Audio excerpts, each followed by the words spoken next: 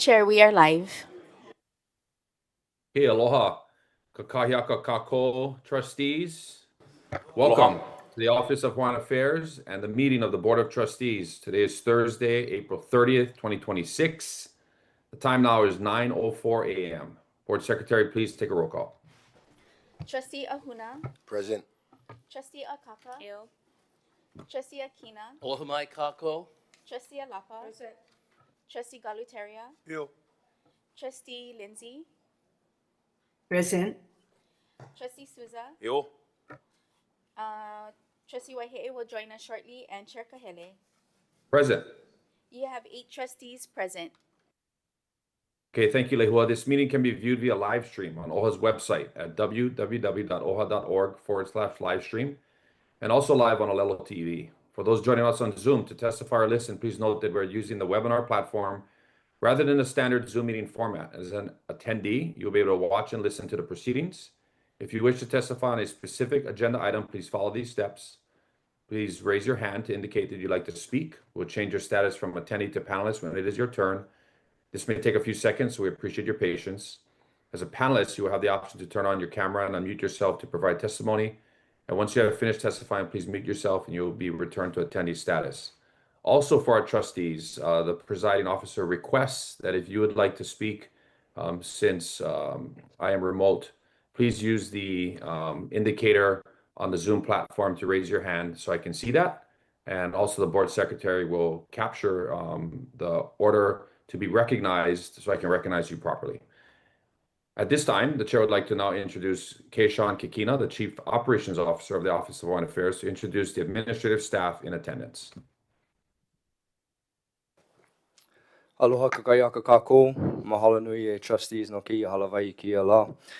This morning we have with us from administration our interim administrator and CEO, Summer Silva, our investment director and interim CFO, Ryan Lee, our general counsel, Everett Ota, our senior director of Hawaiian Cultural Affairs, Lāma Kukui, our public policy manager, Deja Ostrowski, our director of communications, Bill Brennan, and our IT systems engineer and administrator, Arlene Aguinaldo. Mahalo.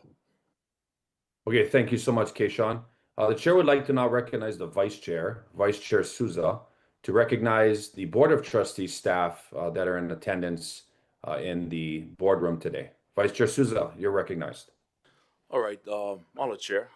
We have Lehua Vanderdes, our Board Secretary.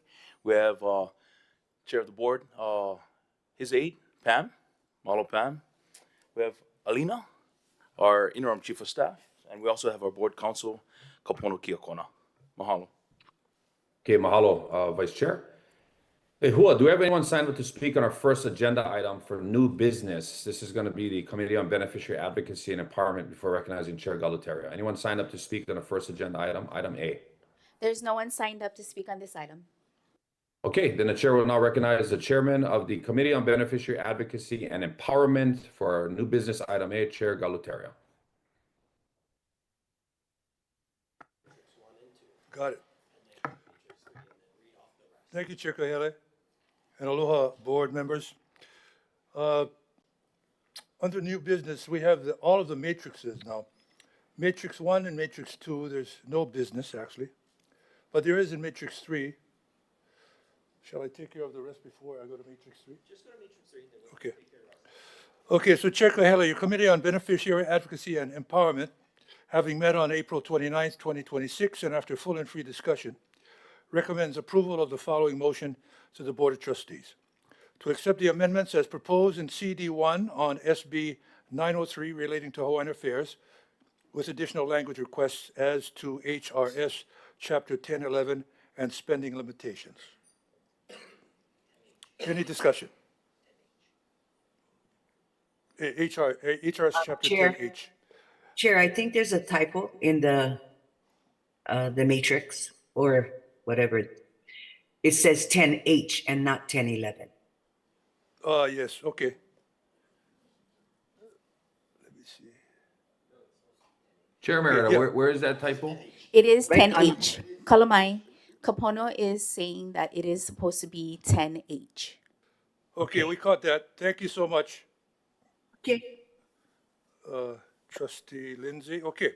So to accept the amendments as proposed in CD1 on SB 903 relating to Hawaiian affairs with additional language requests as to HRS Chapter 10H and spending limitations. Any discussion, members?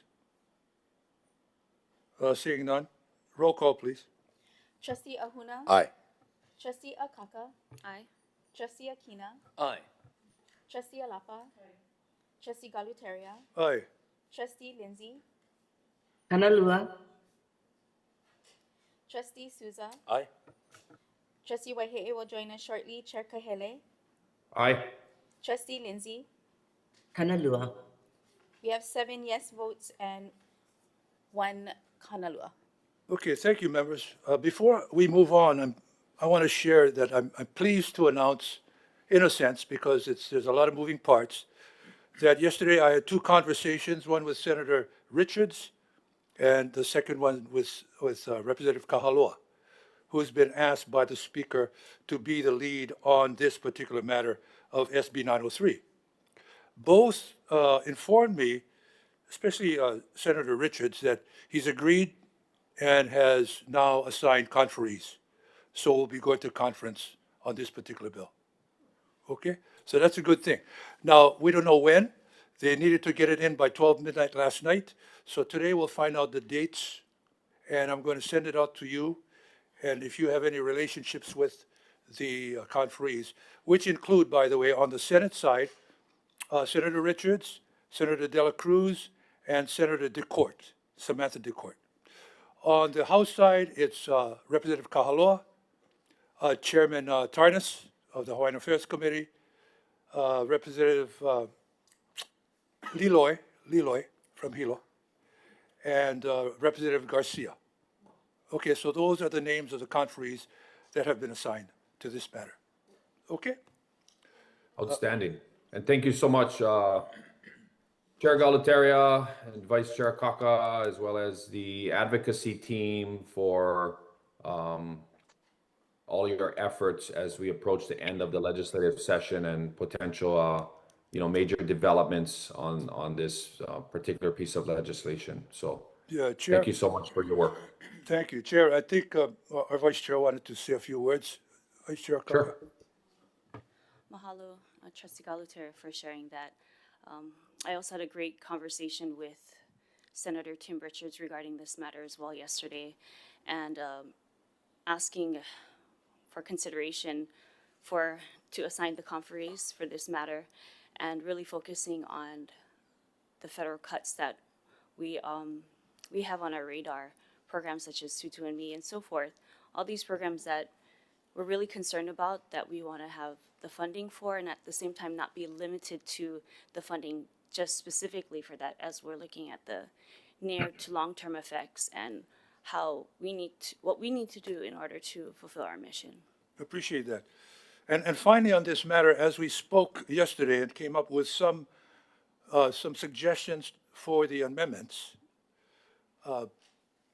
it was taken up by, and thank you to our advocacy team for sending those particular suggestions to Representative Kahaloa, who was the final arbiter of all of this. And so she's going to try and weave it into the actual final amendments. And we'll see what comes out. But generally speaking, we're there. So that's a good thing. Now, moving on, we have no movement on matrix 4, 5, 6, 7, 8, 9, or 10. So we have no action on that. So that being said, Chair Kahele, I turn the floor back over to you. Okay, thank you so much, Chair Galataria. Trustees, we're moving on to item B. This will be the Committee on Budget and Finance. Has Trustee Wahehe joined us? No, he's not here, but we do have Trustee. We have Vice Chair Kaka. Ahuna. Okay. Thank you so much for that. So we're going to move to item B, Committee on Budget and Finance. This is action item BF 2609. Lehua, do we have anyone sign up to speak on this agenda item?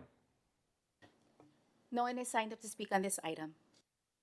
Okay, then the chair now recognizes the Vice Chair of the Budget and Finance Committee, Vice Chair Ahuna, for item BF 2609.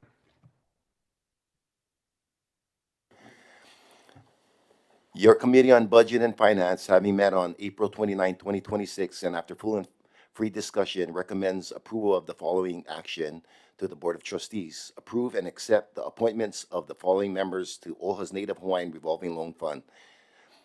Mr. Daniel Ke'enana and Ms.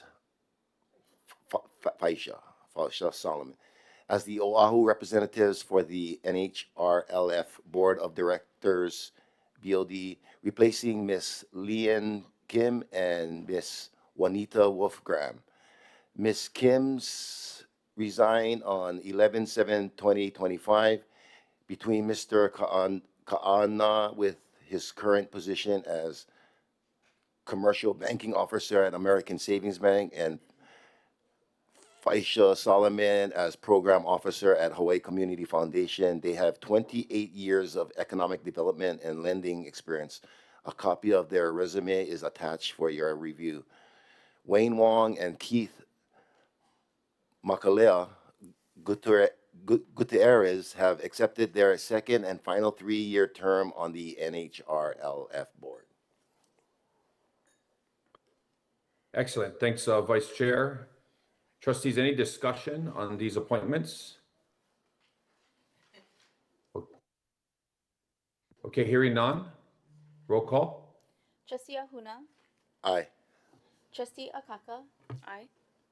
Trustee Akina, Aye. Trustee Alapa, Trustee Galuteria, Aye. Trustee Lindsay, Aye. Trustee Souza, Aye. and Chair Kahele. Aye. You have 8 yes votes. Okay, mahalo, trustees. We're moving on to item C. This will be the Committee on Investments, Land and Management, action item ILM 2605. Do we have anyone signed up to speak on this item, Lehua? No one is signed up to speak on this item. Okay, then Chair recognizes the Chair of the Investment, Lands and Management Committee, Chair Souza. Well, Mr. Chair, your Committee on Investment and Land Management, having met on April 29, 2026, after full and free discussion, recommends approval of the following action item to the Board of Trustees. Approve the reappointment of Greg C. Peach as a non-OHA limited liability company manager for Hi'ili Aloha LLC for a 3-year term from May 10, 2026 to May 9, 2029. Okay, mahalo, Chair. Do we have any discussion? None. Okay, hearing none, roll call. Trustee Ahuna, Aye. Trustee Akaka, Aye. Trustee Akina, Aye. Trustee Alapa, Trustee Galuteria, Aye. Trustee Lindsay, Aye. Trustee Souza, Aye. and Chair Kahele. Aye. You have 8 yes votes. Okay, mahalo, trustees, and mahalo, Chair Souza, for your leadership on the ILM committee. Trustees, we're now moving on to the budget presentations, item D, which would be 2 presentations by the OHA administration for information only. Lehua, do we have anyone sign up to speak on these next 2 items? These will be presentations by the Human Resources PIA and the Investments and Financial Assets PIA. No one is signed up to speak on these items. Okay, then the chair would like to now welcome and invite the administration to the board table for the first presentation, which would be Human Resources. Our interim Human Resources Director and also interim Administrator Summer Silva, as well as any supporting HR staff that she would like to join her for the presentation. Presentations are limited to 15 minutes. Trustees, if you'd like to ask questions, please raise your hand. We will be taking questions and recognizing trustees in the order that their hands are raised, and then we'll proceed with the next presentation. So welcome, Summer, and you are recognized.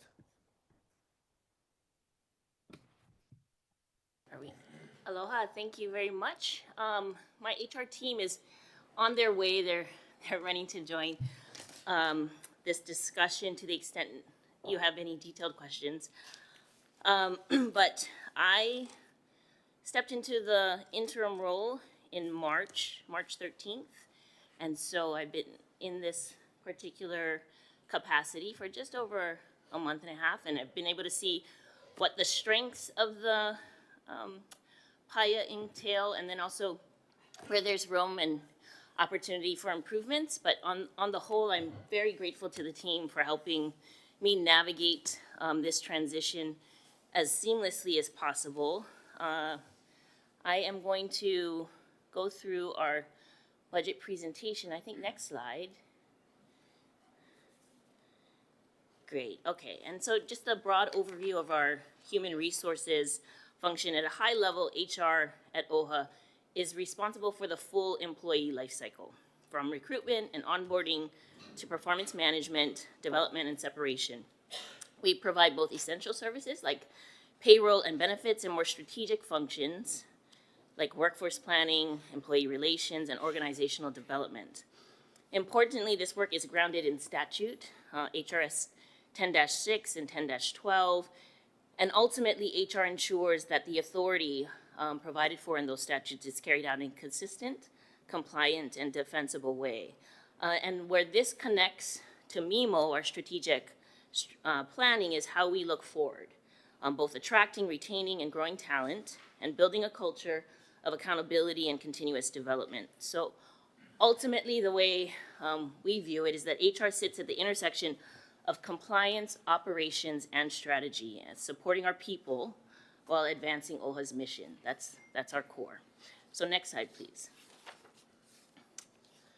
The spending priorities and aligned goals for FY26 and FY27 are focused in on staffing, workforce optimization, and basically HR delivery excellence, and then some broader strategic and, hold on, I think you're only seeing part, at least I'm only seeing a part of that slide right now. So let me turn to my, there we go. And the transformational programs and services that were part of this board's biennium budget, expressions. And so our staffing priority is pretty straightforward. Strategically fill critical vacancies in a way that strengthens capacity and reinforces OHA as an employer of choice. We're taking a really disciplined approach to recruitment. We're using multiple channels, targeted incentives like signing bonuses and employee referrals, which I think can be attributed to our ability to maintain and meet the 15% or less vacancy rate, and the ability to attract high quality talent in the same vein. We're also increasing our visibility through high impact efforts like career expos to ensure we're reaching the right audiences. Yesterday, both HR and individuals from different PAYAs who are exceptional ambassadors for OHA were at a job fair at the Blaisdell, a statewide job fair for state government, city and county workers, and then the private sector. Really well attended. We had over 25 resumes, I think 25 resumes collected from that, and really meaningful engagements. I attended as well, so I think that to the extent, both in my HR director capacity and in the CEO capacity, that we are placing a priority on recruiting and attracting really high quality folks and seating people at that front encounter is, I think, a really positive development. We're committed to continuing to do that. I appreciate the participation from the board. Board Secretary Lehua joined me and other staff from different PAYA to, I think, reflect the diversity of opportunities here and people who are really mission-driven in providing services. So an overall really positive experience. We're also aligning our hiring decisions with fiscal discipline, prioritizing roles that deliver the greatest mission impact. And the reason being is that, 15% and under is I think it's an appropriate goal, and 0% vacancy may not be the most appropriate goal, because right now that buffer provides us some budgetary flexibility and also the ability to attract talent, figure out where our synergies are most appropriate, and give us discretion to figure out when we need every seat filled, or maybe our budget actually requires and would be better if certain seats remain unfilled. So we are working together with the hiring leads from the different PAYAs and our leadership team to figure out where that balance is. And so that's the kind of coordination I think that is effective between HR and the other divisions. We are also continuing to invest in agency-wide training to strengthen capacity and reduce risk, particularly at the supervisory level. We're leveraging our tools and our software like Quantum to better track performance and ensure alignment between goals and compensation. And overall, we're enhancing our HR systems and processes to improve efficiency, meet timelines, and be more responsive across all HR matters. Next slide, please. So this budget, this is the budget that Corey, when he sat in this particular position, and his team determined were, projections for FY26. You will notice that a number of expense categories haven't been spent down, and there's some really thoughtful reasons behind it. There were open POs for the contracts and the equipment and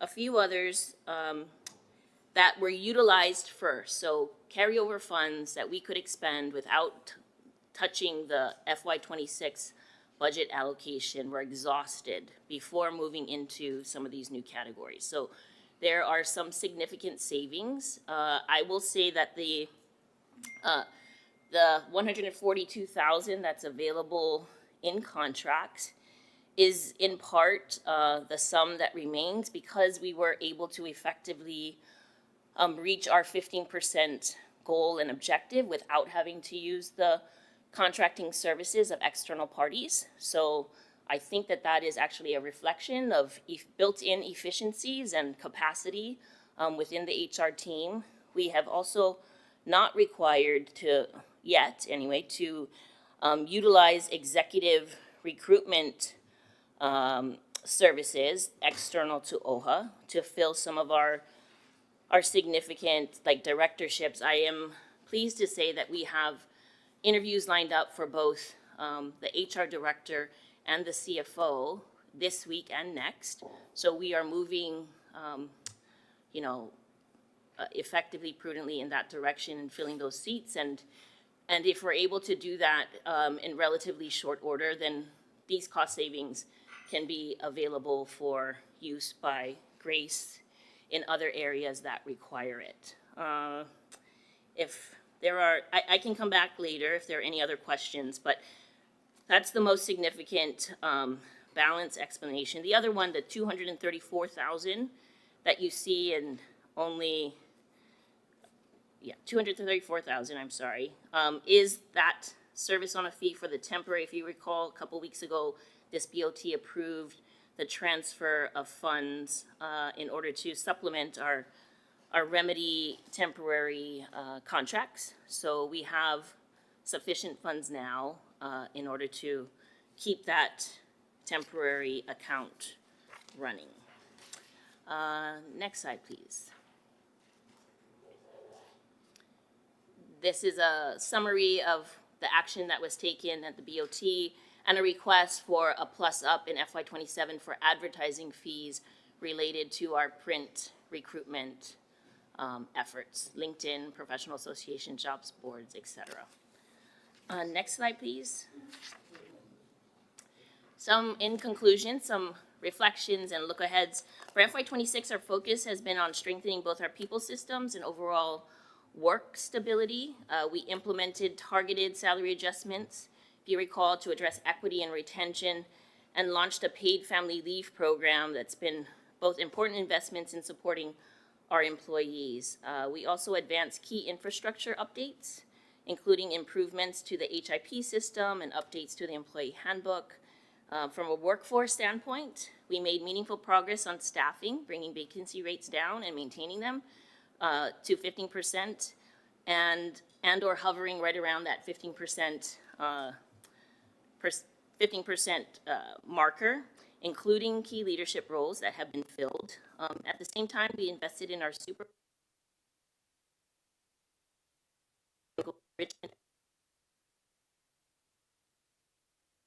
consistency and service delivery overall. And then looking ahead to FY26 and 27, our priorities are to sustain the operational momentum, expand leadership development, and continue strengthening recruitment and retention. And we'll also ensure that merit increases are processed in alignment with performance and fiscal responsibility. That is scheduled to take place in the first quarter of FY27, with any merit increases being effective or retroactive to July 1st, as pledged and promised by this board and are charged to deliver on. And overall, the focus is on building, a stable, high-performing workforce while continuing to improve how we deliver HR services across the agency. That's it for my presentation. All right, thank you so much, Summer. Chair Galateria, do you have a question?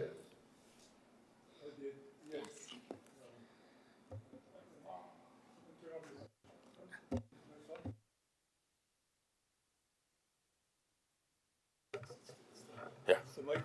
Okay. Thank you, Summer. Specific to I guess, Corey's replacement, you mentioned that there were, 26, we have candidates yet? Yes, we have candidates, and we're going to start interviewing tomorrow Okay, and through next week. okay, I missed that.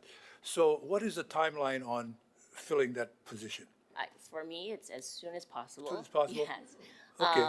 And, I'm happy to say that we have quality candidates in the pipeline, so I think that it's a realistic possibility. Okay, so we don't have to wait for the second coming on this. Yes, no. Okay. No, I'm trying to advance it quickly too. Okay, very good, thank you. Yeah. Okay, thank you, Chair.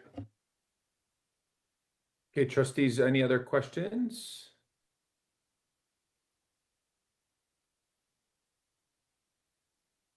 Okay, see none. All right, let's move on to the next presentation then. Thank you.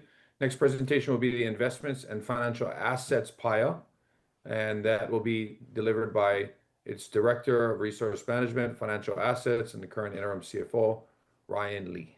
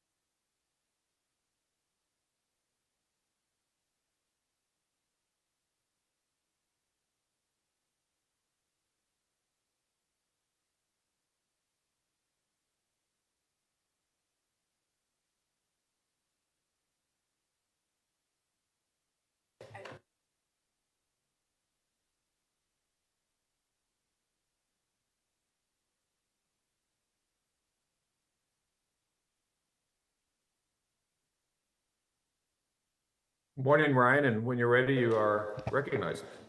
Chair, give us just 1 minute. The microphones no problem. around the board table are not coming on.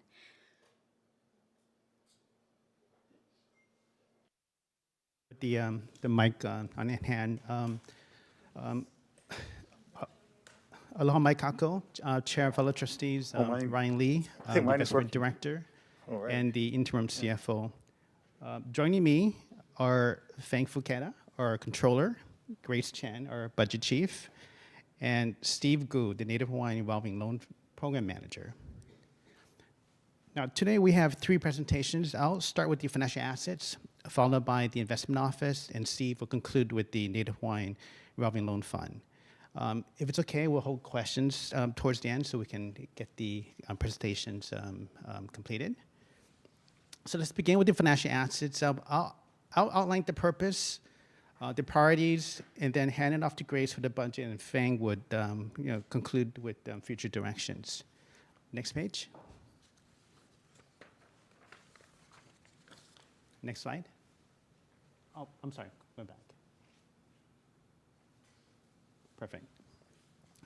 Now, at a high level, this is the financial management backbone for OHA. It supports accounting, budgeting, procurement, financial reporting.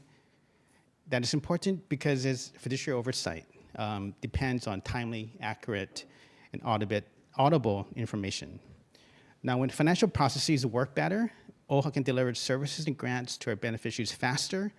The board has better information for decision-making, and the public can see more clearly how resources are being used for beneficiaries. Now, the three spending priorities, that we have three key areas. One is physical infrastructure, two is modernization of systems and governance, and three, professional development and technical excellence. Next page. Next slide. Now, this year, our primary focus is to transition to an in-house accounting team. We now have a permanent controller and two accountants, which has reduced the reliance on external consultants by about 75%. This change improves our financial knowledge, accountability, and operational control at OHA. Now, we're currently recruiting for the CFO position, but we are delaying the hiring of a senior accountant until the accounting team's transition is more advanced. So this will help us better understand the team's needs and align the role with our fiscal goals. Next slide.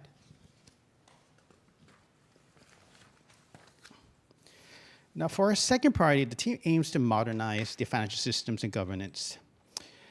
We are focusing on improving the travel services, simplifying the P-card processing, optimizing invoice workflows. Now, while these seem like they're back office tasks, they have a direct impact on processing times, error rates, and internal controls.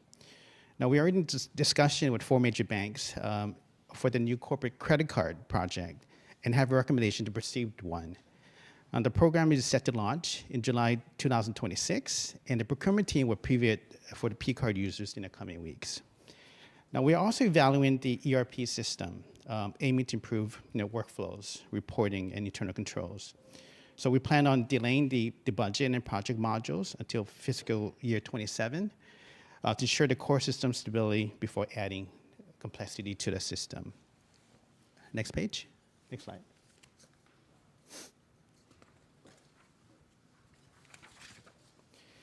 Now, the third priority is professional development.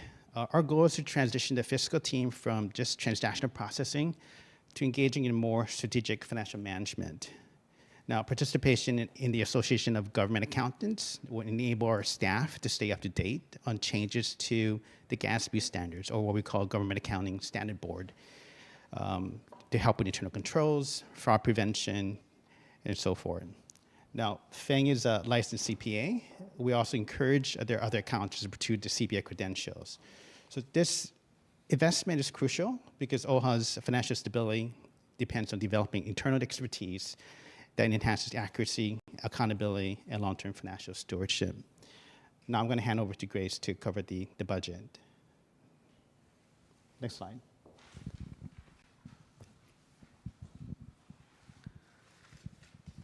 Aloha kakahiaka mai kako. O Grace and Konoa, presenting the fiscal 26 budget variance for the financial assets pile. As Ryan has mentioned, our priority this year has been transitioning from external consultants to a 5-person in-house team, including a replacement for the retired CFO. We've made strong progress, moving from 5 consultants and a CFO in March of 2025 to just 1 remaining consultant today, after onboarding our controller, Feng Fukuda, and our 2 consultants, Joanna Leung and Debbie Kakuda. Because these hires occurred later than planned, the 3100 CFO program and the 3200 financial services program are under budget. We also have 112,000 in system improvement funds that remain unspent. At current staffing, we project a surplus of approximately $350,000 across the programs. Looking ahead, the fiscal 2027 budget assumes full staffing needs, shown in the blue columns, and adds a financial and reporting analyst. While the fiscal 26 columns in green reflects the revised budget after realignment and already incorporating the savings from the delayed onboarding. You'll see that we're requesting nearly $177,000 for 6 months of temporary consulting support. With the fiscal year end on June 30th and more than 250 audit work papers required through November, which Fang may talk about, this support is critical to ensure a smooth audit and maintain operations during the CFO transition. Now I'll turn it over to Fang. Okay, aloha trustees. I'm Fem Fuketa, the controller. I will be covering the 2026 reflection and looking ahead into 27. So fiscal year 26 is definitely very busy but productive year for finance. The biggest highlight is the accounting team transition, and 3 vacant positions has been filled. Mahalo to Ryan for what you have done for us. And we cut down the external accountant reliance by 75%. Okay, building a team from scratch is never an easy task, but there is an army of support behind me. And I'm proud to say my team has made very good progress, and we are very comfortable handling the daily fiscal operations. We are able to close the month on time. We are getting more comfortable with the quarterly. Especially, although we are still on very steep learning curve, given the fact that the year end is around the corner. So I'm pivoting my team and gearing up for the year end closing and the financial audit for the 2026. Another highlight worth mentioning is the budget realignment for 26 is approved by the board last month. And the mahalo Grace for your knowledge and dedication and hard work. Lastly, we also completed and issued a financial audit for 25. It's another successful year of clean audit with unmodified opinion, and it is truly a collective effort from everyone at OHA to make this happen. Okay, looking ahead into 27, the priority will be continuing the effort, building the team. Hopefully, we will have new CFO come on board and provide the support, direction, and leadership and take us to the next level. And we also want to continue the effort, revisiting our current business processes, SOPs, and find ways to streamline and improve the workflow and the efficiency. And also our ERP system, it's going to be an ongoing effort. We are still in very early stage and exploring options for replacement or option for some enhancement we can do might take us to a better place than where we are now. So the overall goal is to strengthen OHA's fiscal infrastructure and which take us to a better fiscal position with stronger internal control and the transparency. So that concludes our presentation. I was going to save questions until we all complete the presentation, if it's okay. So I want to shift from the day-to-day fiscal operations to the long-term stewardship of the Native Hawaiian Trust Fund. So basically, the investment office. Can we pull up the slides for the investment office? It's in the same. Yeah. There we go. Next slide.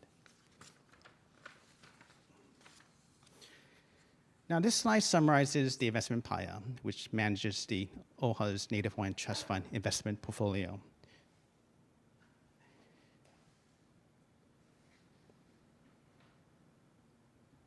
Next slide.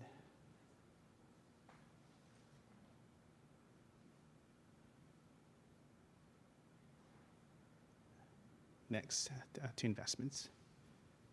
Yes, right here.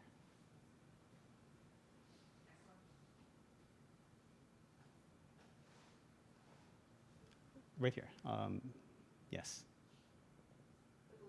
The white side. I'm sorry. Yeah. Okay.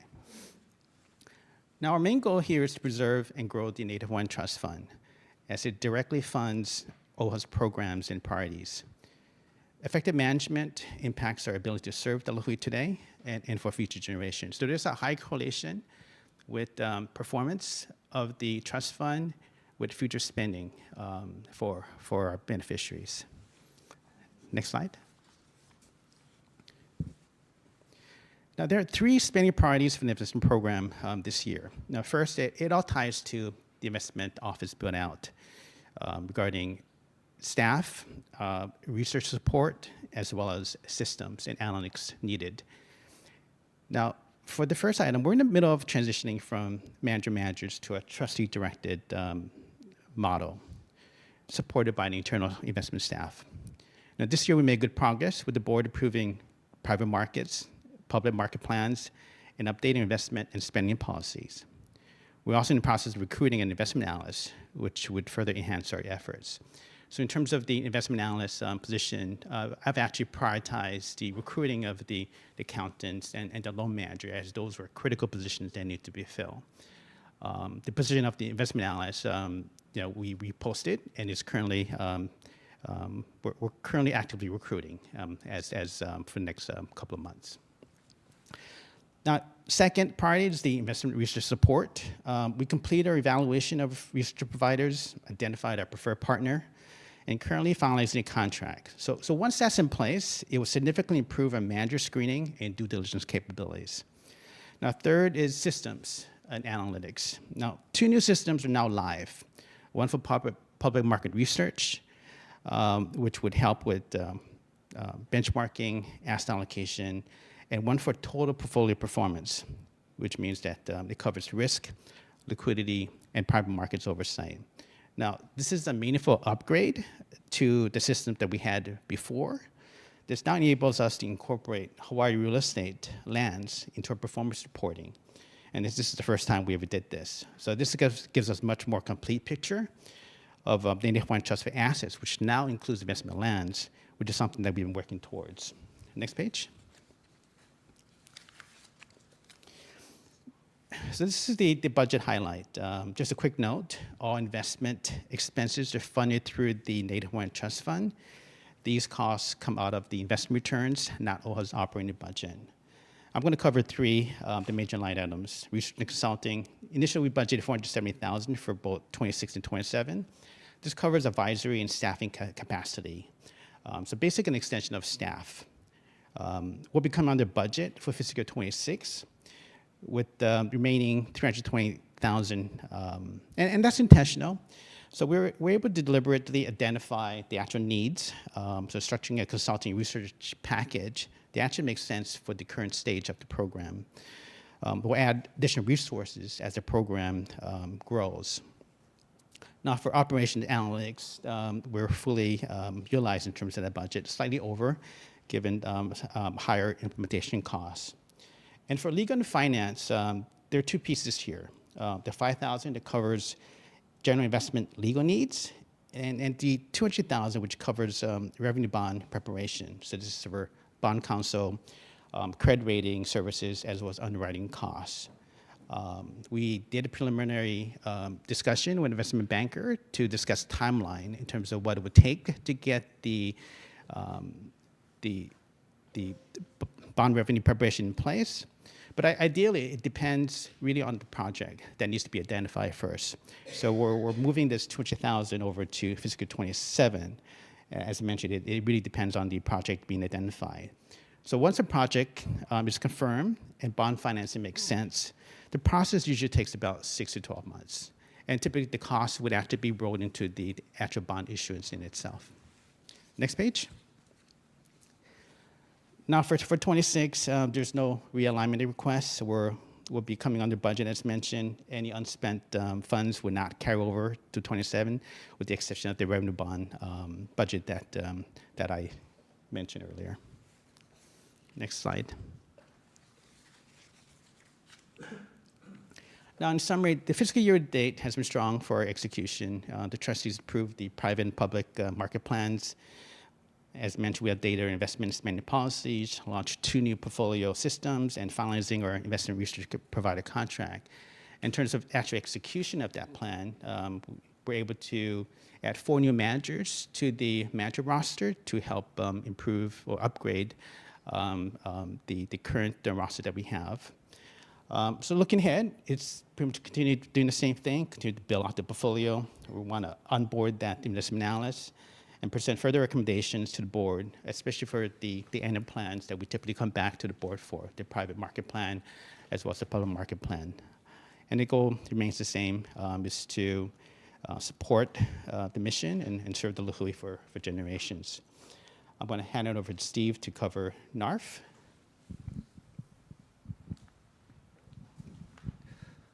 Aloha kākou, trustees. Steve Gu, NARF manager. I know we're running a little bit short on time, so I'm going to go through my presentation a little quicker. But you guys will have an opportunity to ask questions towards the end. Our PIA purpose, the NARF expands access to capital for Native Hawaiian individuals and businesses by providing financing that is not otherwise available on reasonable terms and conditions. Our alignment is with OHA's mandate, HRS 10-58 and HRS Chapter 10H.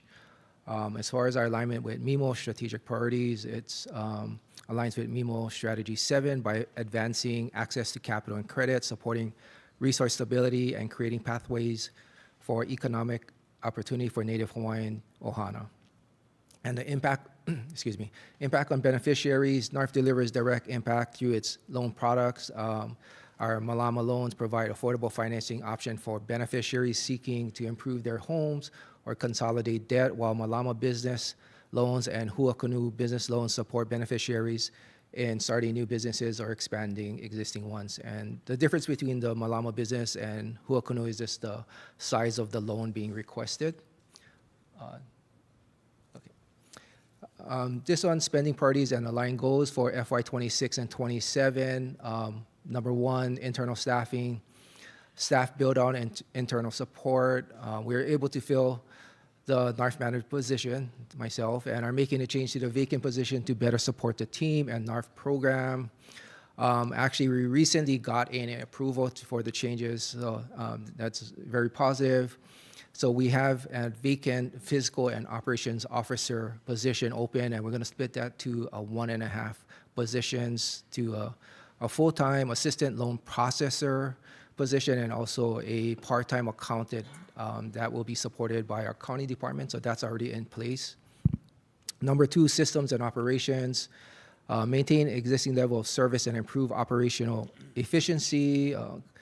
The status, continue to identify system and process improvements that can improve efficiency, support loan servicing, and strengthen day-to-day program execution. Number three, outreach and awareness. Increase awareness of NARF loan programs available to Native Hawaiians across Hawaii. Right now, we are currently evaluating marketing support and internal outreach to expand awareness of available loan products and improve outreach to Native Hawaiian beneficiaries across Hawaii. Next slide, please. This is already, you guys already approved the budget realignment, I believe, last month. Some of the major categories is the first one under contracts. We were under budget previously, that covers technical assistant, and for our temporary hires, we were referring a lot more of our beneficiaries for technical assistance, which is a good thing, but it also comes with additional costs. Under programs, second to the last one there, 100,000. We will post that before year end. That's for uncollectible loans, bad debts. We actually made some realignment to increase that amount. We felt based on calculations that wasn't enough. And the last one, personnel and fringe benefits. Again, because we had vacant positions, we did save on the personnel and fringe, and we're able to move around monies from those two categories. Next slide, please. I think what's important is, it was able, we were moving 186,000. It was a net zero realignment in FY26 to better align the budget with actual operating needs, including temporary staffing support during vacancy, higher operating and vendor costs, and proactive funding for bad debt expense. Similar adjustments may be needed in FY27 as the program continues to align its budget with operational needs. For FY27, NARF is evaluating staffing update that would replace the current fiscal and operations officer structure with 2 support positions, the assistant loan processor which is a full-time position, and a part-time accountant supported by the accounting department again. These proposed changes remain under review by the managers and would require BOT approval. We already got ANA approval, as I mentioned previously. Next slide, please. As far as reflection for FY26, NARF remained under budget while continuing to execute the program and maintain loan servicing and borrower support during an extended period without a loan manager. Kudos to the loan team. They did a great job just maintaining day-to-day, providing support for our beneficiaries and continuing to do what needed to be done. With that key position now filled, the loan manager, the program is moving forward with stronger day-to-day oversight, execution of current work plan, and a reassessment of program needs to help position NARF for long-term success. Looking ahead for FY27, NARF is focused on strong program execution and operational continuity.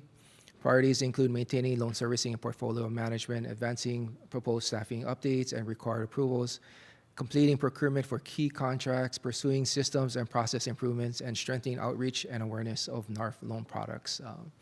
Together, these efforts are intended to support more efficient operations and sustain delivery of capital and services to Native Hawaiian beneficiaries.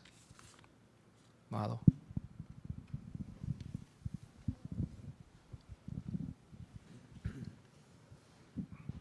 Ryan, does that complete the presentation? It does, and we're open to questions now. Okay, let's go to Trustee Alapa, who had her hand raised first. Mahalo, can you hear me? Oh, yes.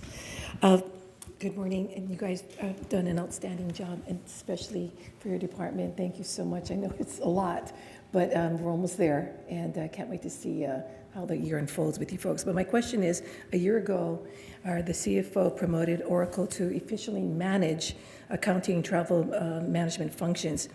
What has been the general feedback from, whether it's on a user-friendly basis? Is it operational efficiencies? Is it everything's running smoothly? What's been the feedback on that so far? Okay, thank you for the question.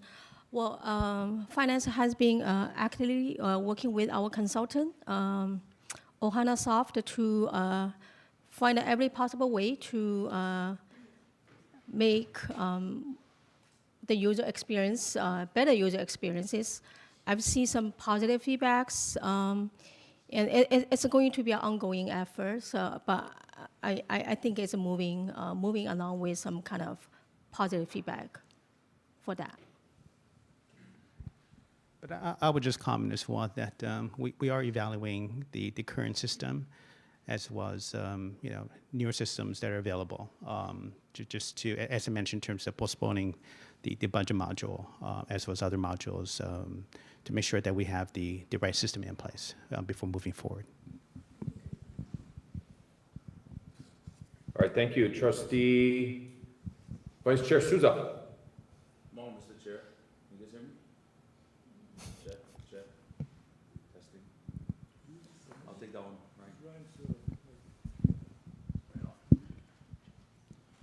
Hello? Okay, all right. Ryan, and you can defer to whoever you want to answer this question, but what opportunities are you trying to pursue for the remainder of fiscal year 26? And what are you hoping to achieve in fiscal year 27 that could potentially need extra support from the BOT?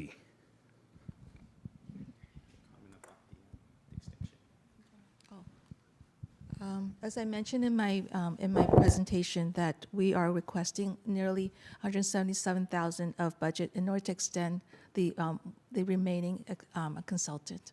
Again, with the CFO still waiting for him to come aboard, I feel like this is a critical time, especially that the accounting team arrived in October, November time frame, where most of the audit papers have already been completed.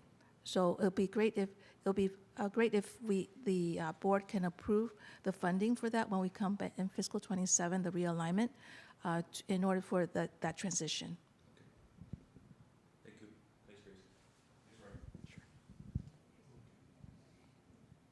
Okay, let's go to Chair Galataria. Thank you, Chair. Ryan, this is a very general question, but I ask it every time we have the report.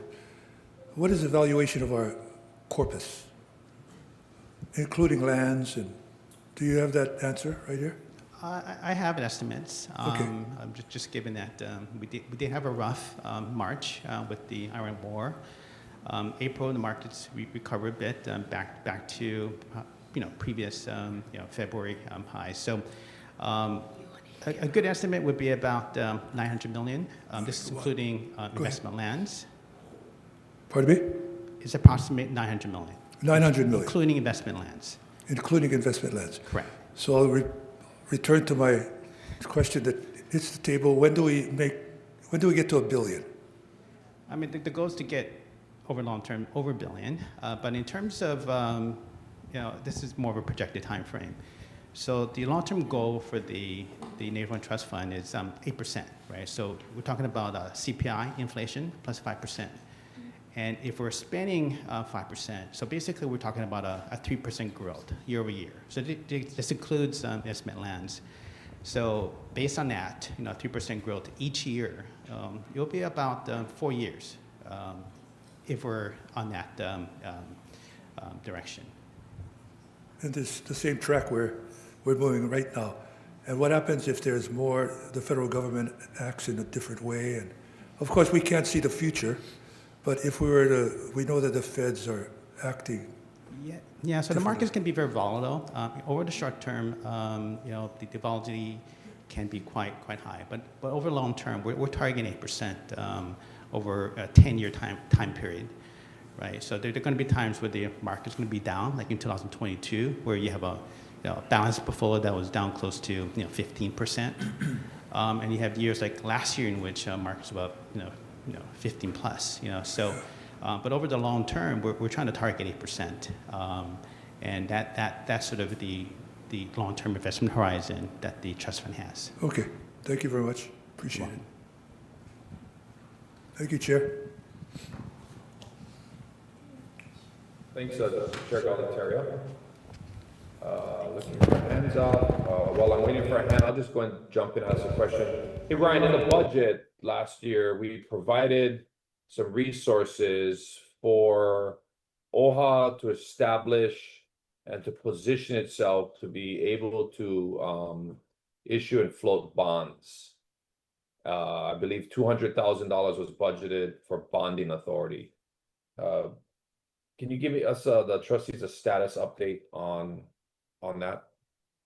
Sure. So we did some preliminary work with the investment banker, and in terms of preparation for bond issuance, you really need to identify the actual project itself in terms of needs, because the financing could be backed by the revenue of the project or the revenue of the organization, which means OHA.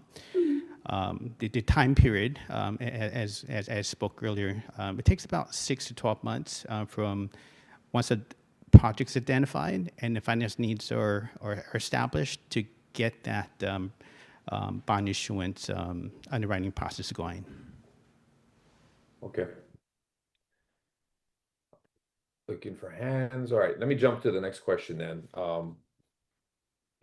Ryan, we've had at least feedback from the staff concerning the travel management Oracle systems and the financial functions of that system as being very cumbersome. It would seem that there are potentially other more user-friendly, more effective platforms out there. Do you have any timeline, or what are your thoughts on evaluating our financial management and our travel management Oracle systems and potentially looking for something that is more user-friendly and or integrated into OHA's current systems? I will comment that we're currently evaluating the Oracle Fusion system that we have today. There's a new pricing model that Oracle is pushing out that would require us to subscribe to their full-on suite of modules. We want to evaluate that option, and that option, the time frame is about 3 months.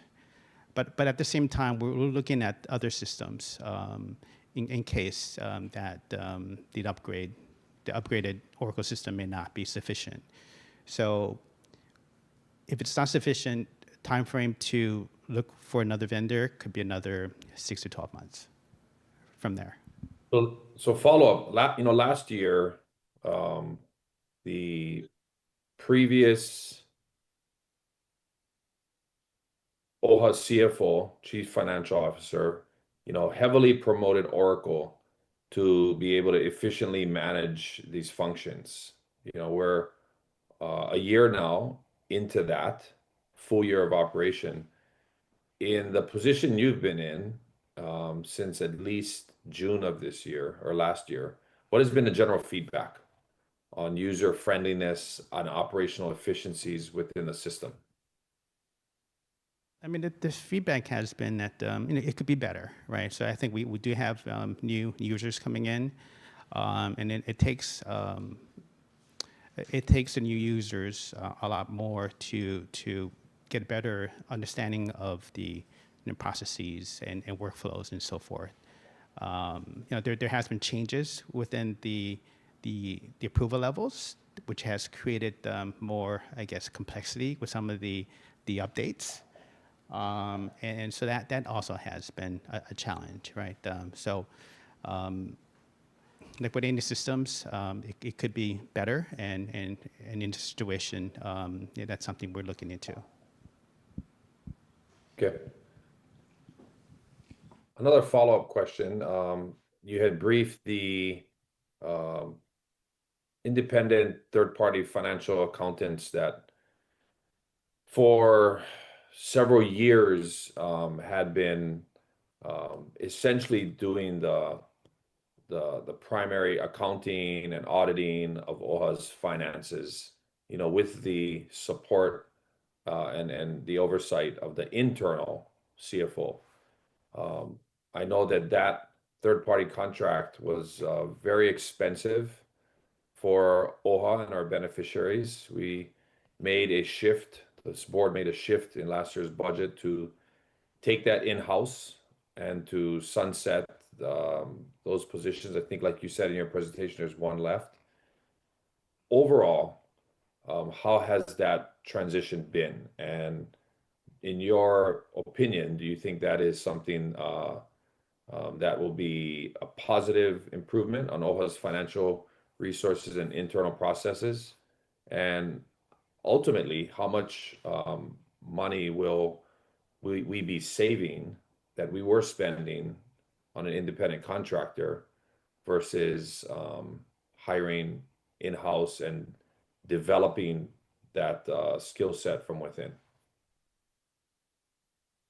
I mean, I would comment that the in-house transition, I think, is critical to maintain OHA's fiscal situation, because a lot of the institutional knowledge remains at OHA versus having at with external consultant, especially when they leave, right? And in terms of the current transition, it's been more difficult because there's no one in-house to help with some of the transition. There was a lot of reliance on the third party consultants.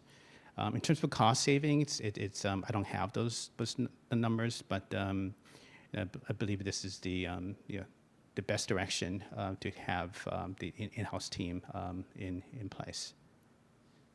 Okay, great. Let's see, Lehua, do we have anyone's hands up to be recognized? Chair Emerita has her hand up. Okay, great. Chair Emerita, you recognize over there on Maui.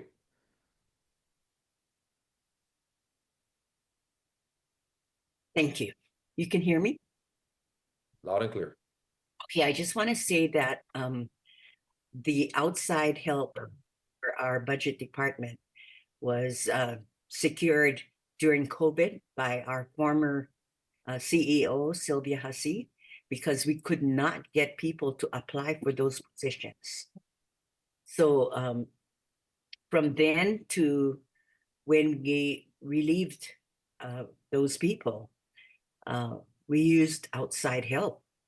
So I just wanted to clarify why we had them, because COVID time, nobody would apply for those jobs. Okay, thank you for that clarification. Any other questions, trustees? Okay, Trustees. see none. Thank you so Trustee- much, Ryan, Fang, Trust- and the finance Steve and the financial services team for your presentation. Souza is wanting to say something. Oh, okay. I'm sorry, I didn't see his hand up. Vice Chair Souza. Touching on the positions, right, and outside consultants, and as we transition over, I know we touched a little bit on it, but as far as the CFO position, I think we got the senior accountant and the finance and operations officer. And maybe this is a question for Summer, but where are we on this, the hiring process or the status of that? Any update? Do we have applicants? Are we in the interview stage? Or yeah, okay. Thanks, Ryan. So in terms of candidates, we did receive a fresh poll. We identified 3 that we're going to be interviewing in the next few weeks. So that's the update. Thank you. Okay, thanks, Vice Chair. All right, let's move on, trustees, to item number E on our agenda. This is going to be an update to the Board of Trustees on the Mana I Mauli Ola reassessment of our foundational strategic plan. Do we have anyone sign up to speak on these next or this next item, item number E? There's no one signed up to speak on this next item. Okay, then the chair will recognize Elena Fardin, our Senior Director of Strategy and Implementation, and any other support staff. We'll call Elena to the table while she's getting set up. Let me also recognize first and foremost the Mana I Mauli Ola chair of the reassessment team, Chair Ahuna, if he'd like any opening thoughts on the reassessment of this. And as we are well aware, an ad hoc committee was created earlier this year, or last year actually, in August, to do this. And mahalo Chair Ahuna and Vice Chair Lapa, who have been working hard with the S&I team on the reassessment of this plan. So Chair Ahuna, do you have any opening comments? Yes, thank you, Chair. I just wanted to just say we have the options ready for our trustees, and we're going to be meeting with our trustees. So our Vice Chair is going to be giving updates on the status of the Mana I Mauli Ola strategic planning. So thank you so much, Elena. Okay. Vice Chair Alapa, do you have any opening comments before we go to Elena? Thank you. Thank you. We're almost there, and thank you so much, Elena and her team. They did an outstanding job, and can't wait for all of us to be able to review the updated, or basically all that has been the new input into the Mana Mauli program. Looking forward to seeing it come to fruition, and I think we will all be very happy about it. Thank you. Okay, awesome. All right, let's go to Elena Fardin. Hi, Elena, and you're recognized. Aloha, mahalo, Chair and trustees. And thank you for the progress and the update on the ad hoc committee. Today's agenda item is actually the progress report on the MIMO data dashboard usability project. So overall, the data dashboard project is on track and under budget. 3 key things to point out within the progress report on page 1. Our total contract value for this is $90,000. Again, we're on track and under budget. On page 2 of the progress report, this will show the 6 major deliverables in which this project covers. We have completed deliverable 1 and 2. We are on track for 3 and 4, and 5 and 6 will be started shortly after. We are prepared and on track to finish by the end of the year. Last thing to point out, you'll find in the progress report on page 7. So this is a summary of the MIMO data dashboard questionnaire that was sent out. We had 36 responses, only 1 from BOT trustees, over 11 from our operations staff. Overall, the key takeaway from the survey is that OHA users are ready and motivated for a data dashboard, but there are some top pain points that need to be addressed in our infrastructure and system, so we'll address that with training. With that, I'm happy to answer any questions in the report. Thank you. Great, thanks so much, Elena. Trustees, any questions for Elena S. and I on the data dashboard project?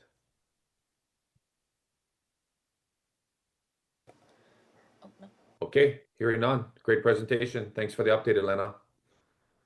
Okay, trustees, we're moving on to item number 2 on our agenda, which is the executive session. Do we have anyone sign up to speak on Sorry, any somebody items wants listed? to speak. Okay. Just let me know who wants to be Trustee- recognized. Sorry Trustee about that. Aquina. Okay. Sorry, Trustee Aquina, you're recognized. Thank you, Mr. Chair. We're having difficulty with the microphones here, and so that was the reason for the delay. I'd like to share my comments regarding the presentations by administration today. It was a delight to have the directors come before us and the other staff. They're doing a great job. I appreciate tremendously their commitment, and I also recognize that it's not easy to come to the board, and so I commend them for doing that. I didn't ask any questions today and haven't asked many questions during the course of presentations made by our directors. And part of the reason is that my focus in terms of my fiduciary duty as a trustee is not so much on management and administration as it is on governance and policy. I would have preferred to be able to meet perhaps in executive session with the CEO and ask questions, for example, with regard to human resources about the succession that we went through from the leaving of the human resources director to now having an interim, or perhaps confidential questions regarding that position, which would be pertinent to us as trustees. In addition, I'd have some proprietary questions with regard to our finances that perhaps would be better in executive session. Now, I mention this so that we maintain our focus, but I'm not sure that we're as well prepared for a meeting like today as we should be. There were no budgets in advance to look at. There were no PowerPoints. There were no notes. The folder was empty. And in addition to that, we were sent a list, a 2 pages long list of questions to be asked of the presenters today. I'm concerned about that direction and look forward to being fully informed in the future.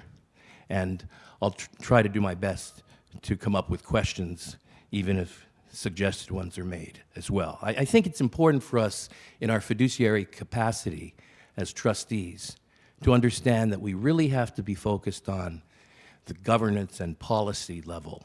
And I'm very pleased with the work of our staff in terms of administration and management, but confident that the CEO is the appropriate area or person for monitoring them. Thank you for letting me share that. Thank you, Trustee Aquina. Trustees, any other comments? Okay, moving on to executive session.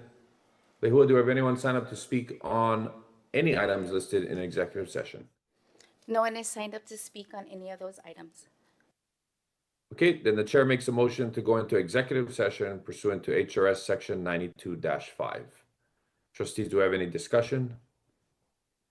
Hearing none, roll Kalamai, call. Trustee Aquina just raised his hand. Okay. Trustee Aquina, you have a question?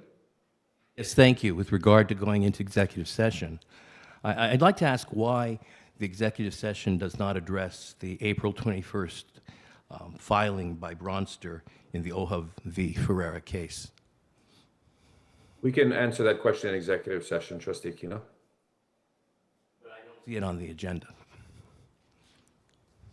Then we won't talk about it today in executive session, Trustee Aquina. Thank you for your response. Any other discussion? Roll call. Trustee Ahuna. Aye. Trustee Akaka. Ole. Trustee Aquina. Ole. Trustee Alapa. Ole. Trustee Lindsay. No. Trustee Galuteria, Aye. Trustee Souza, Aye. Trustee Wahe'e, Yes. Chair Kahele. Aye. You have 5 yes votes and 4 aole. We are moving Okay, into... the motion Oh, fails. no, I'm sorry, it fails. We're now moving on to community concerns. Lehua, do we have anyone signed up for community concerns and celebrations? No one is signed up for community concerns and celebrations. Okay, great. Last item on our agenda is announcements. Trustees, do we have any announcements? The chair has several announcements, but recognize any trustee who may have any announcements. Chair. Trustee Aquina has his hand up. Chair Merida, you're recognized. Thank you. Just want to announce that next week we'll have our Board of Trustees and staff in Maui. On Tuesday, we have a genealogy workshop, and it's been so popular that we've had to try to move it to a bigger location. Our office can hold only 25, and we have 25 with 15 on the wait list. So we're trying to make a better accommodation. On Tuesday is the community meeting with, we have about 7 presentations. And on Thursday is our Board of Trustees meeting. We're looking forward to hosting the board next week. Thank you. All right, thanks, Chair Merida, for the announcement for the upcoming Maui OHA community meeting and board meeting on Thursday, May 7th. Chair Kalamai. All right, yeah. We do have one person online that raised their hand right when you were going into announcements. I didn't see it. Okay, did Trustee Aquino, though, have his hand up first? Not anymore. Okay, then let's go back to community concerns and recognize one of our beneficiaries who would like to address the board.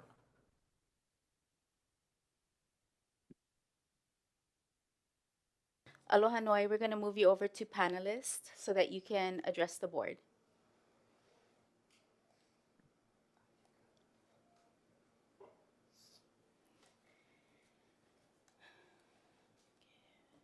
And she should be joining us. There we go.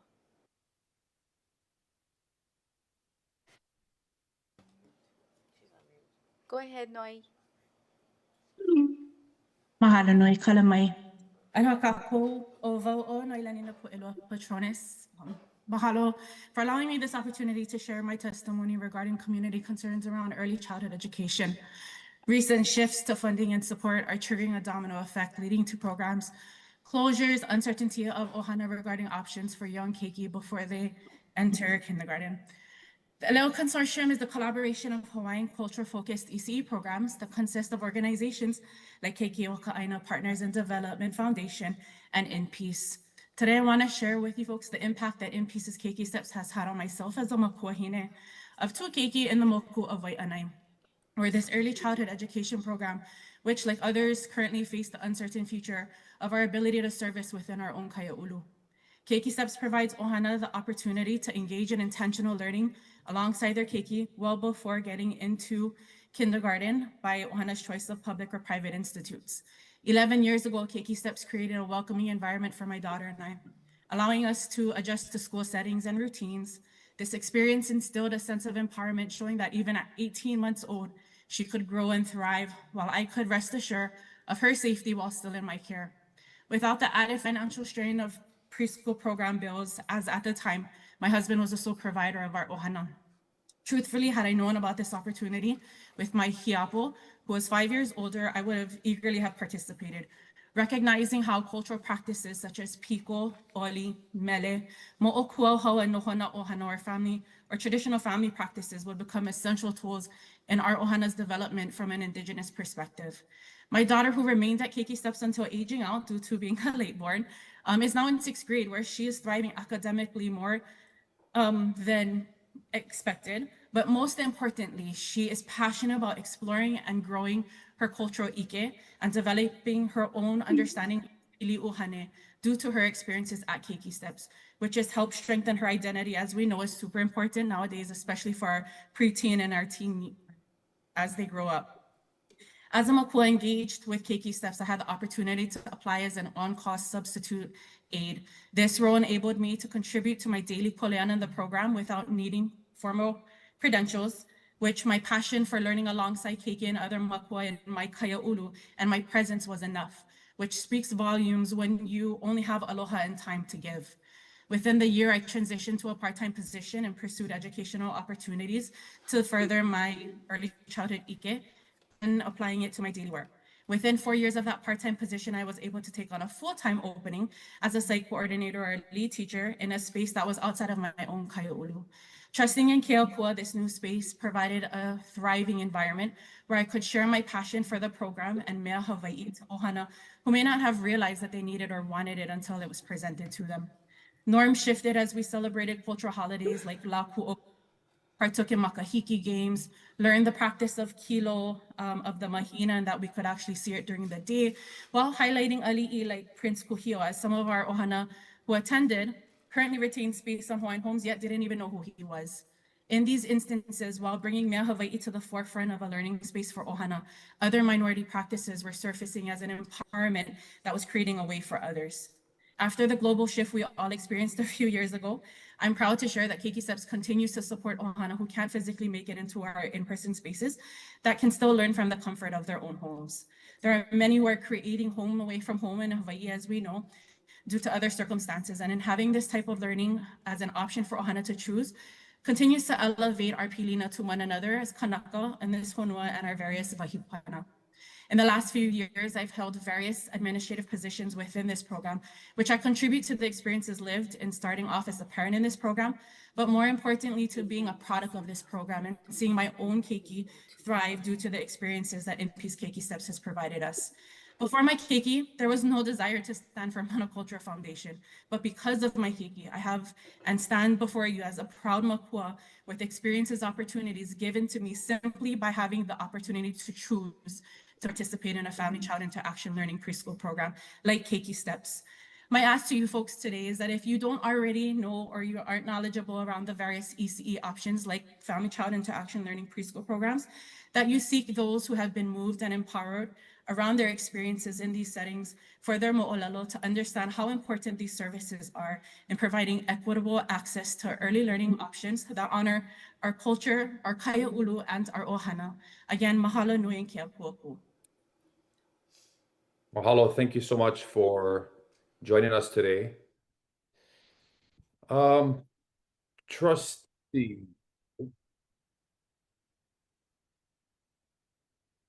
Sorry, I have background noise. Trustee Akina, do you have the microphone?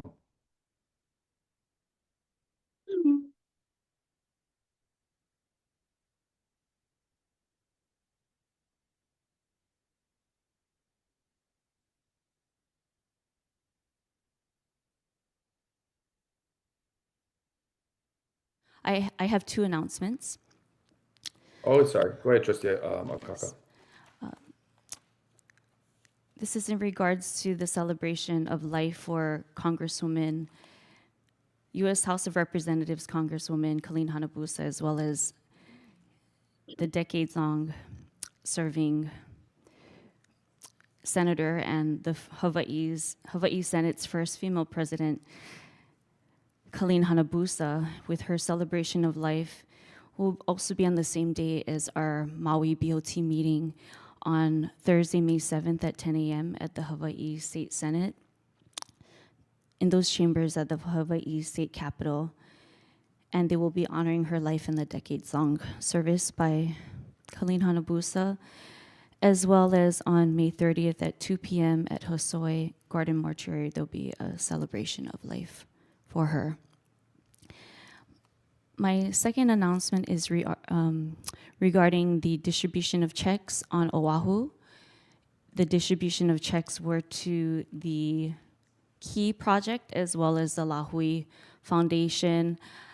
And that was a great opportunity to learn of the amazing work that these groups are doing to help with the storm recovery throughout Oahu. And I also wanted to share, though, my concern as the Oahu trustee when I am provided assurances that by our administration that island trustees will be coordinated with and consulted with in these matters regarding to their island, and I'm constantly asking for information and the ability to participate. However, refusal of information from our at-large trustee Souza, and the non-confirmation of details and wrong information provided to myself and my team regarding these check distributions have been disheartening. And I'm asking again that there be better communication on that. And I would like to have a presentation by administration in what the process is in terms of the communications internally, externally, and I would like to have the opportunity for there to be a presentation for beneficiaries that are receiving this kokua and organizations to be able to share, like it was done yesterday with the Molokai community, on the effects from the storm. Mahalo. Thank you, Trustee Akaka. Vice Chair Souza.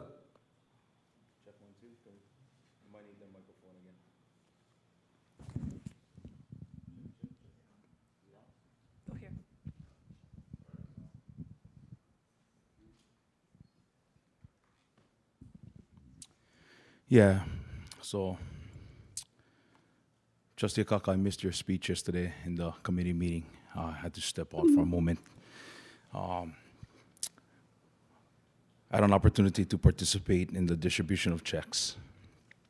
I just want to say on behalf of the administration and Hawaiian Council, what a great opportunity, an amazing opportunity to be able to engage one-on-one directly with either our beneficiaries or organizations who is out there in the community, boots on the ground,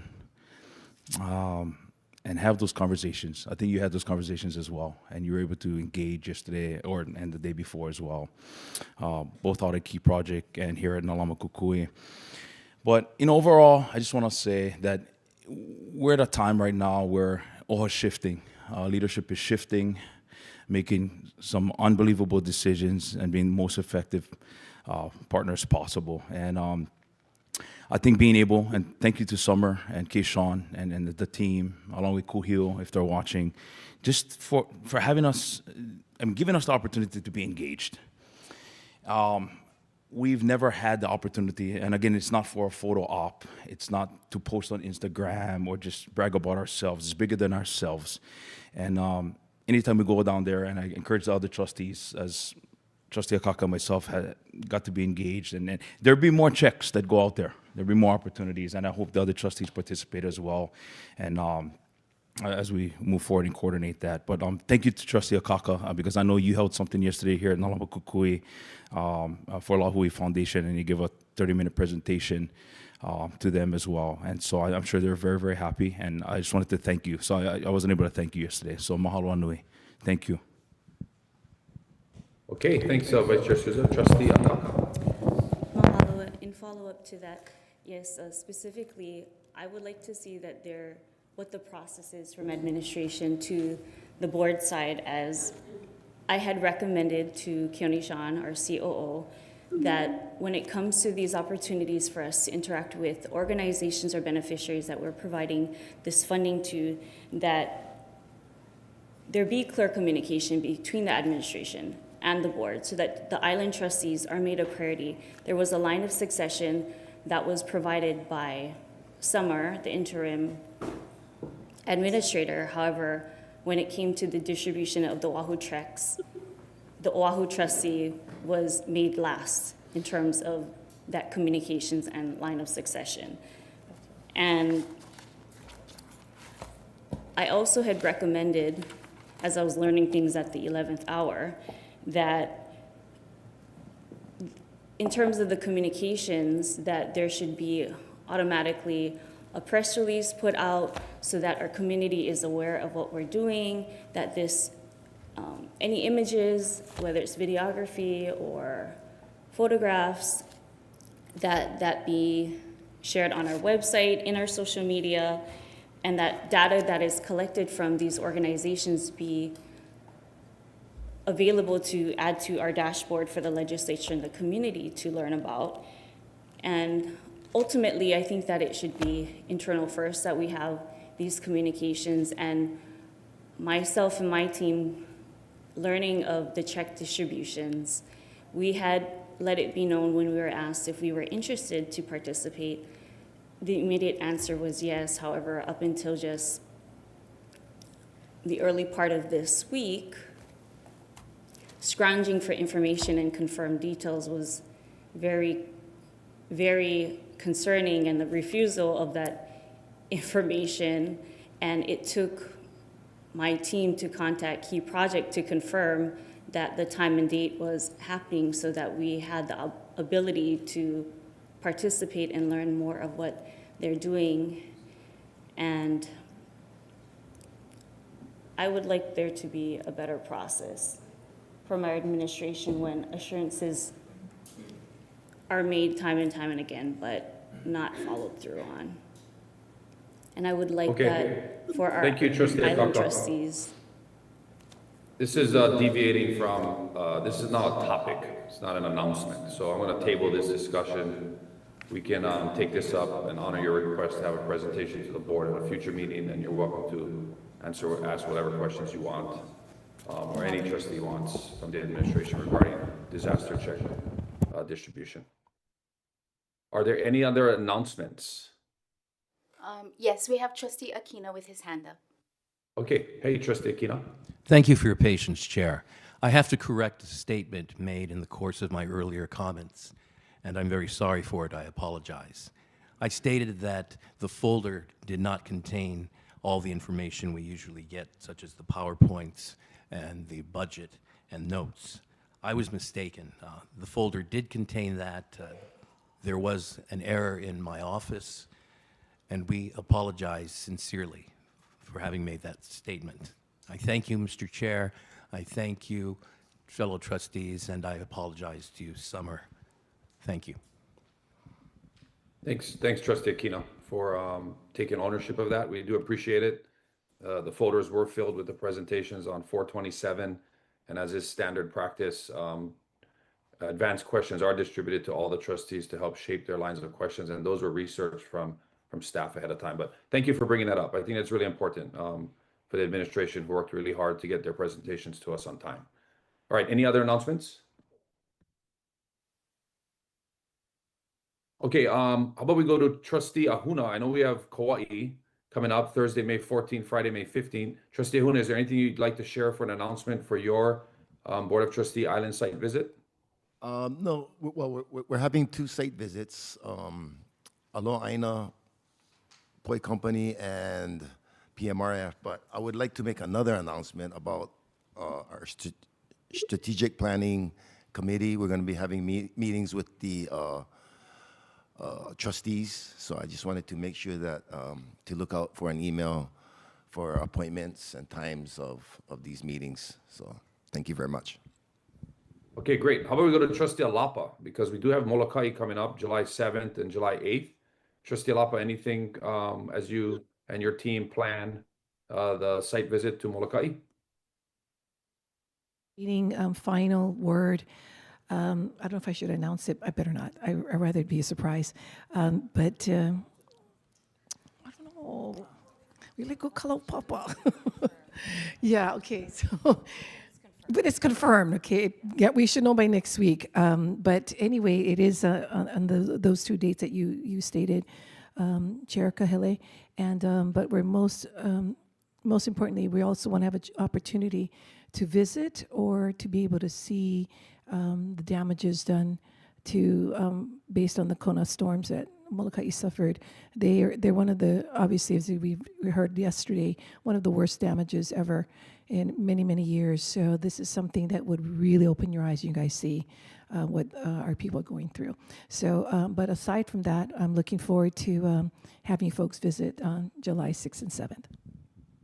Awesome. Right on, Trustee Alapa. We look forward to it.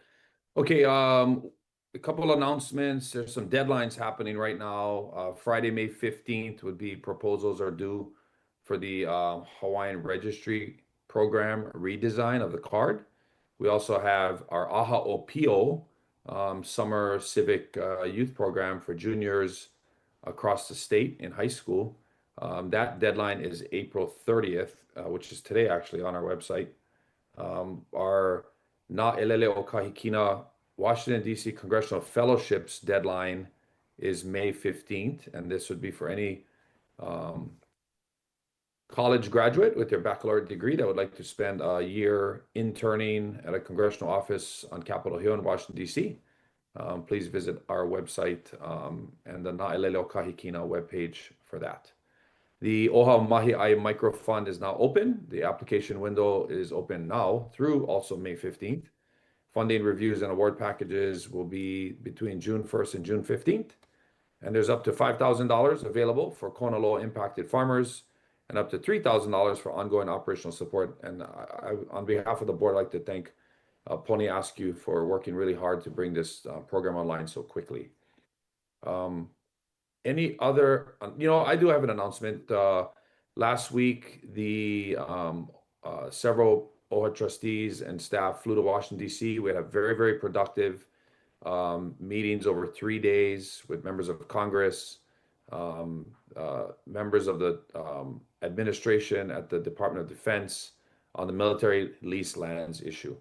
And thought it was very productive, got really good, solid media coverage this past weekend and over the last subsequent couple of days.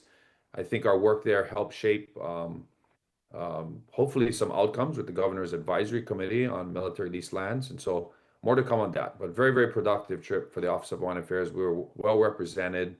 Chair Emerita, do you have any comments on how the trip went? I just want to say that I agree with you that it was very, very productive. I believe that you and Summer took the lead to explain how the people of Hawaii feels, or our Hawaiian people, as well as the members of this board, that we should have our Hawaiian voices on the table, negotiating these leases. So I think that it was a very productive meeting, Chair. Thank you. Yeah, it was bicameral, it was bipartisan, and the message on Capitol Hill we left was that the Office of Hawaiian Affairs is a co-trustee with the state of Hawaii on these lands, and we need to be at the table for any future disposition of these lands. So thank you, Chair Emerita, for those comments. Trustees, any other comments? Okay, hearing none, can I get a motion to adjourn? Trustee Souza just so moved. All right, we have a motion on the table for adjournment. Do you have any discussion? Hearing none, roll call. Trustee Ahuna. Aye. Trustee Akaka. Aye. Trustee Akina. Aye. Trustee Alaka. Aye. Trustee Galuteria. Aye. Trustee Lindsay. Aye. Trustee Souza. Aye. And Chair Kahele. Aye. We have 8 yes, we are adjourned.